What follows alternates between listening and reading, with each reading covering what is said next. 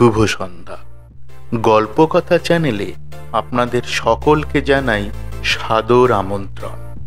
গল্পকথা অনামী কলমের একটি বিশ্বস্ত আড্ডা। এই আড্ডায় আজ থাকছে, যদিও তিনি অনামী নন, উত্তরে বিখ্যাত কবি ও লেখক শ্রী তপন দাসের লেখা ছোট গল্প সেতু। গল্পটি প্রকাশিত হয়েছিল এক মুঠো রোদ সাহিত্য পত্রিকায়। পত্রিকার সম্পাদক শ্রী প্রসূন শিকদারের সৌজন্যে এই গল্পটি আমরা পাঠ করার সুযোগ পেয়েছি।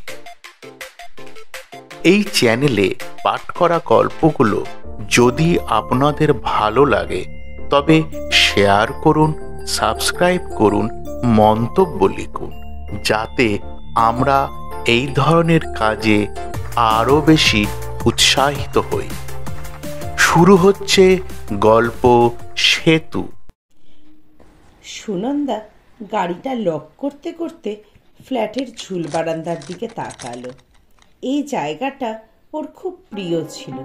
ছুটির দিনে অনেকটা সময় এখানে বই পড়ে কাটাতো। জায়গাটার জন্য মন খারাপ করে, কিন্তু কেন? ভাবনাটা হঠাৎই যেন ওর মনে থমকে দাঁড়ালো। তাই তো, জায়গাটা তো এখনো ওরই আছে। সাগর কোনোদিনই আর বিয়ে করবে না বলেছে, কিন্তু একবারের জন্যেও ও জিজ্ঞেস করেনি সুনন্দা কি করবে।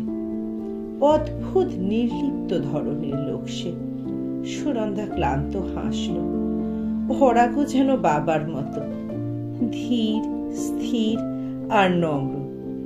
এই যে ও এই বাড়িতে আর থাকে না, অন্য জায়গায় বাসা নিয়ে অস্থায়ীভাবে চলে গেছে, এ পর্যন্ত একটা দিনের জন্যেও কিছু জিজ্ঞেস করেনি। শুধু একদিন একটা অদ্ভুত প্রশ্ন করেছিল। বলল, আচ্ছা মা, আহ্নিক গতি কি?